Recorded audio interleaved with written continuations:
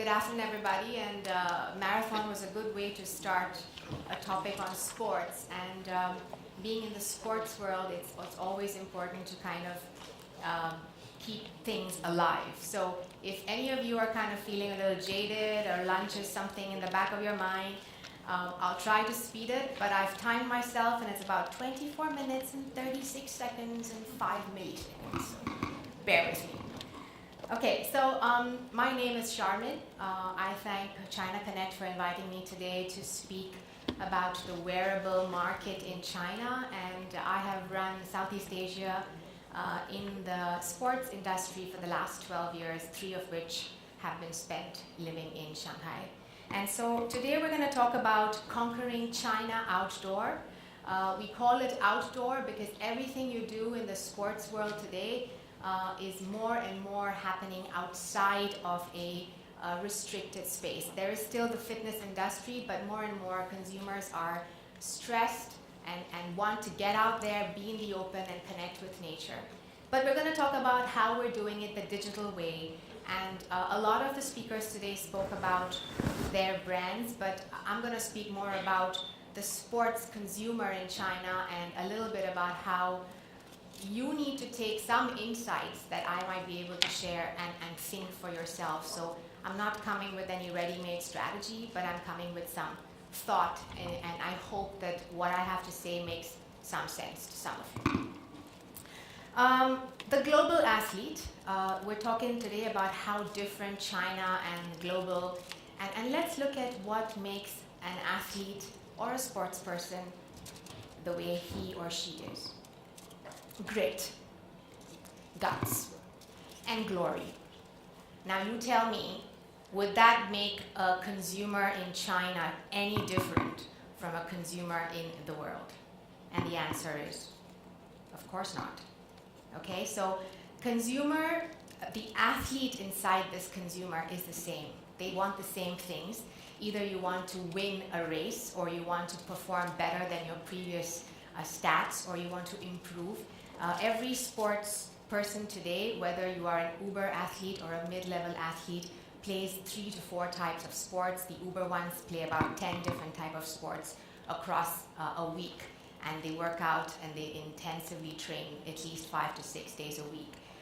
But what is unique about the Chinese consumer is not that they see sports differently.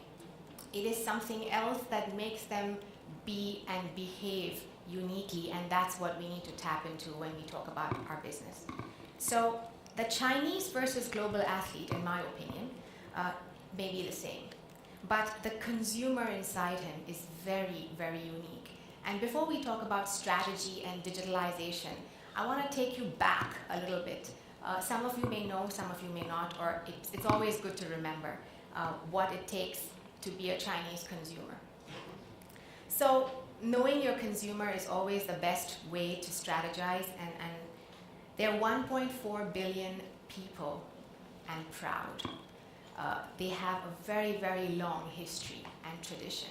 And I am an Indian, and I come from a country which is thousands of years old, and I can fully relate that pride is a really, really big part of what Chinese consumerism is all about.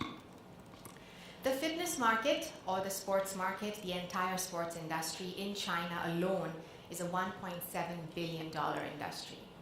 But what's interesting is half of that business is happening on applications today, on sports apps today. This is not just sport app income, this is income or sales revenue made by brands by working with applications, working with sports apps. And that's why today I'll talk a little bit about API connections in the later part of my presentation, which is very, very exciting for us in SUUNTO. China as a country a few years ago made an announcement that they are very, very pro fitness, health, sports, and the one important thing that has happened is the Chinese consumer is consistently, patriotically following leadership direction. If the government or the leadership makes an announcement or makes a guidance, people tend to follow it implicitly.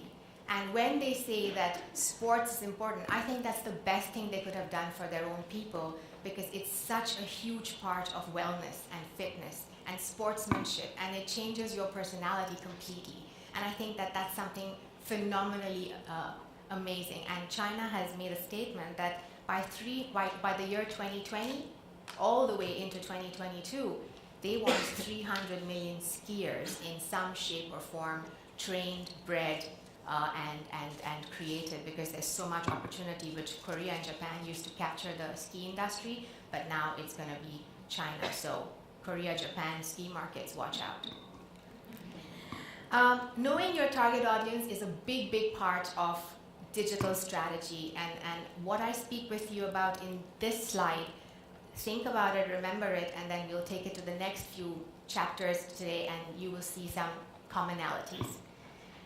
2 millennia of tradition. They've been through dynasties, they've been through wars, they've been through different kinds of dictatorships and different kinds of ruling systems. They've been through a lot, and that's the type of consumer you're dealing with. Family roots versus modernization of the Chinese millennial. What does this mean, and what do I want to say here is a Chinese consumer, and again, I draw a lot from this because my husband's Chinese, I'm Indian, and it takes us a lot to respect and honor tradition and the way that we've been brought up. And it's always about family values, taking care of your family, family first, work first, education first, academic first. Sports, it never featured on our list. Our parents never said, play sports, it's good for you. They always said, study, that's good for you. The rest doesn't matter. And today, when we get into the sports world, I feel there's a liberation happening in China. The consumers who are into sports are beginning to feel, hang on, here is something that is special for me that I can tap into, and that's what we're working on.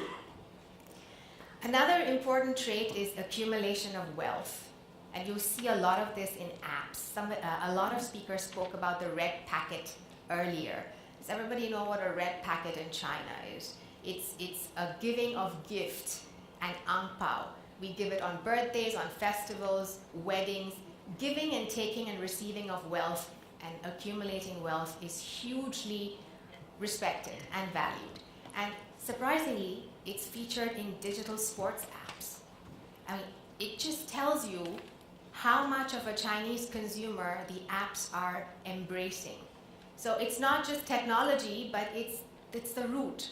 So get to know the root before you start your strategy making.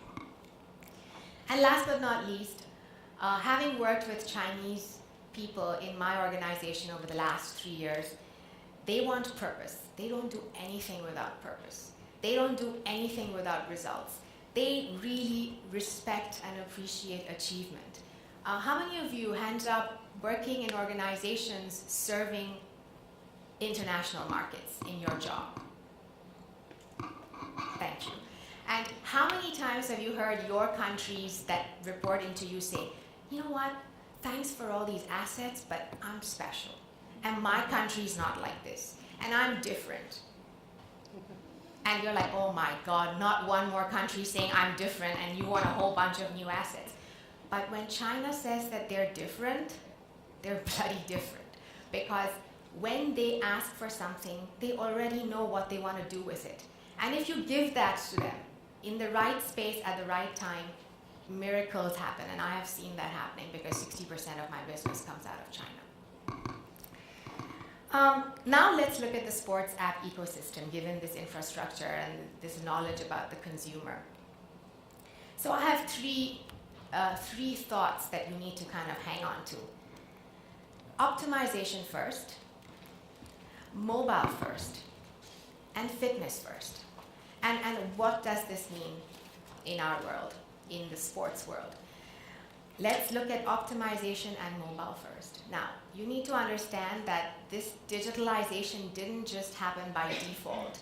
And the way we see it in our industry is China is huge. The geography is vast. People don't have time. I already spoke to you about the culture of work hard, make a success of yourself, add value to society, don't get dilly-dallied and move into something which is unproductive. Everything the app system is doing today, banking, planning trips, making payments, shopping, transportation, everything which is digitalized is made for the Chinese consumer to disconnect from the rigmarole of daily life and focus on productivity. And that's what the apps are giving them today. The apps are actually making their lives easier. And as our master of ceremony said, I think she saw some of my presentations, sneak previews, it's almost like your personal butler. The apps today are like a personal butler to you. And when we are going to cater to them in the sports world, we want to kind of tap into one-stop shop that does not allow them to kind of waste their time, because time wastage is kind of looked down on.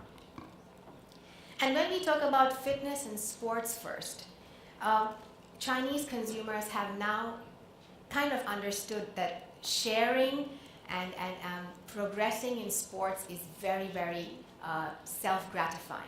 A lot of people started playing sports first to lose weight, or to be with friends, or to be socially accepted. But as they've become more and more sophisticated in their sports, their desire to connect their social life, their work life, and their sports life all under one ecosystem has become a must-have. There's no compromise over there. And so what we've done in SUUNTO, SUUNTO is an 82-year-old Finnish brand in the wearable market. We're the world dive leaders with 60% market share in diving. But what we have been doing now new is getting into API partnerships with sports apps globally. And this is the gamut of, there's thousands of sports apps out there, but we've chosen these few to kind of identify with. And now look what the difference is. So on the left-hand side, you have Keep, which is a Chinese fitness app. And on the extreme right, you have Training Peaks, which is a very, very niche American professional sports app where they have one-on-one professional coaching for marathoners and sky runners and ultra marathoners. And just 4 apps in China serve 360 million consumers, whereas all the other apps on our radar globally is serving less than that. So the amount of the potential, if you just create API partnerships with 4 apps versus 400 apps, you're hitting more population spread in the sports industry than you ever imagined before. And it's all happening in one country. So that's the kind of scale that we're talking about. And when we build these API connections, we cater to the Chinese consumer in their ecosystem. So we build 2 types of ecosystems with sports API connections. One is for the extreme athletes. So China has some very, very strong apps like Kodun and Tulip, which are predominantly for specialized sportsmen or extreme sportsmen. And then you have Keep and many others. Keep is probably the most dominating today, which is more for fitness and wellness and women who are looking to kind of break free from their daily routine and try something different. And through these API connections, we are going to expand awareness. We are going to touch into their daily lives. We're not going to ask them to come into the SUUNTO world. We're going to go into their world, and we're going to cater to them where they most feel comfortable. And what is so unique about the in-app experience in China? Look at all the functions that are available in a sports app. And in most apps in the world, they have 2 or 3 of these. The best part about China is every app has all of it. And again, you're going back to that first optimization slide which I showed you, where if it's not optimized, they don't want it. If you don't come into their world, do it their way, they reject it. And there's another reality today is Chinese consumers are loving Chinese brands. So you need to make a connection with Chinese brands in some shape or form to give them that feeling that you're coming into their world, you're coming into their zone. And you're not kind of trying to preach to the choir, but you're trying to say, hey, this is me, I'm happy to be here, but I'm happy to work with you guys to make your lives better. And because we're in the sports business, it has to come from the soul, and it has to add value, otherwise there's no point doing it because it's so personal. And so let's go into what that means for omni-channel presence for us. This is a SUUNTO brand store. Mono-brand space, whether it's online or offline, is critical in China. We've done lots and lots of research. We've had our brand headquarters. We have Solomon, SUUNTO, Arc'teryx, Wilson, Mavic, Atomic, a lot of brands in our company. And all of them challenge us, why do you need a mono-brand retail shop? Why can't you just go online? But guess what? Platforms like Tmall and JD have sat with me in meetings, and the director said, Sharmin, please go and build mono-brand space, because it's the on and off experience which Chinese consumers most want. And it's not because you build offline and get the sales online. Our mono-brand offline stores are profitable. And we make a fairly decent amount of business, both categories, on and off. So omni-channel is critical, but through mono-brand, not multi-brand. And again, back to the Chinese consumer, they like storytelling. They're inspired, they love heritage, they love tradition, they respect tradition. And so a lot of the brands that are successful today are those that have something to say or have history. Otherwise, it's just about any other young wannabe setup. And last but not least, touching and trying in the wearable market is critical, because the sports functionalities are so complex that if you don't really explain what's in the device, consumers get lost. So let's look at a case study. This is the last few parts of my slides. A case study to show how omni-channel was brought to life. I don't know if you are athletes or extreme marathoners or sky runners, but there's Kylian Jornet. Kylian Jornet is our brand ambassador for Solomon and SUUNTO for the past 17 years. He's one of the world's most dynamic sky runners, vertical marathoners globally. 6 times world champion. He's won every credible race, extreme race that there is to be won in the market. And he's the fastest ascenter and descenter of all the big summits globally, including Everest. So Kylian has not only done Everest summiting, he's run up and down the Everest, not once, but twice in the same week last year. That's Kylian for you. So I have been trying to get Kylian to Shanghai and China for a PR trip for many, many years. We got him some time ago in Malaysia, and then China kept saying, please bring him over.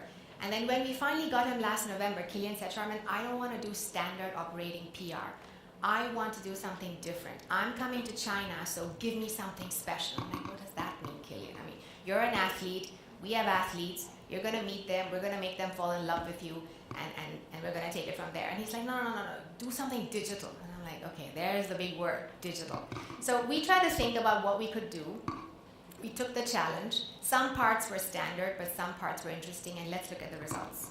So we did media interviews, but we stopped doing traditional media interviews. We went straight to the apps. So we went to Keep, Kowloon, Tulip, Joyrun. Immediate exposure of Kylian to 350 million consumers. He couldn't have asked for a better digitized state of things to be. Of course, we took him to our store. We also had him with our top athletes in China, not doing a standard workshop run, but actually making content. Because local content in China is like gold, it's like diamonds.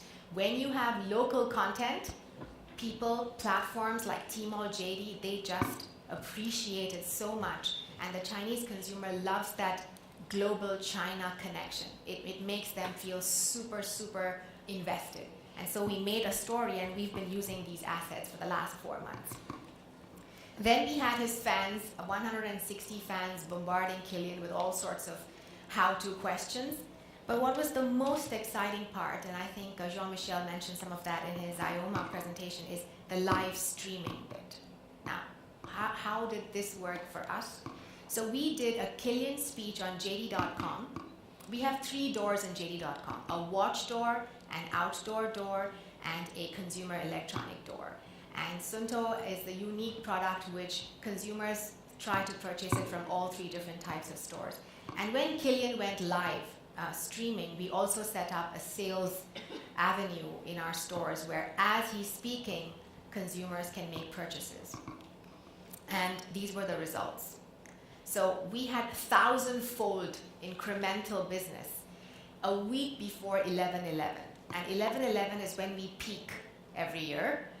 June 18 for JD, 11/11 for Tmall, and both platforms are kind of vying for a share of sales. But look at the stats on Solomon and SUUNTO stores, and it's just unbelievable. And that's what our marketing head said before and after, is like, I would say that this is the most direct way to use an ambassador to promote sales. And that's literally kind of what happened with us. So the summary and the key takeaway for me in what we're doing in our industry for the Chinese consumer, with all the respect for their tradition and their values, is we must have a 360-degree integration into their daily life. If you can't be part of their daily life, they don't have time for you. Cultural compatibility and respect, ability to multitask as a sports butler in their social and daily app, result-oriented value proposition. It has to have results. My China team in Shanghai office, they seldom listen to me unless I have already chalked out a result for them. And if that's not, we can't discuss that, then it's a no-go. Brand identity is critical. Storytelling and recognizing that Chinese user experience is the most sophisticated experience in the world. So in SUUNTO, we have now designed a Chinese division in Finland. And we take the Chinese focus group user experience market data to design our global user experience design. And don't just listen to me about what I'm saying, but I've put together a video of 3 people I work with all the time in Finland to see if what I said is also what they're saying.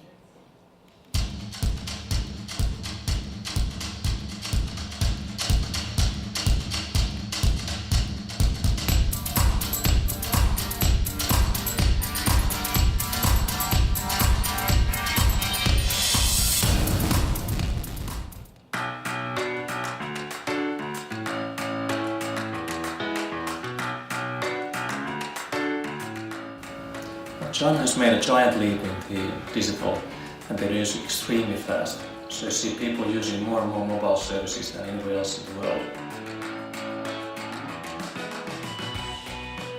The whole ecosystem and the depth of those services, it's mind-blowing compared to anything we have here. The difference is in the level of expectation for digital services, how well they integrate with each other and the digital ecosystem, and how well they integrate with the life of the consumer. The big difference between those service applications is that they have basically skipped to a certain generation. They are nowadays based on a mobile experience, very much tapping into the growth of a Chinese consumer base of using mobile services heavily compared to the Western countries' services that are 10 years old. China Digital Sports App Experience. World class, 10 years ahead in innovation, close to 500 million consumers and growing. The China sports apps are harnessed and geared to serve these core athletes, sports enthusiasts and wellness seekers, not only in their choice of sports, but also a 360 digi-bubble. If you nail the formula to strike the optimal balance between these consumers and their daily lives, seeking self-actualization and success and results on their terms, the way they want, well then, you have a win.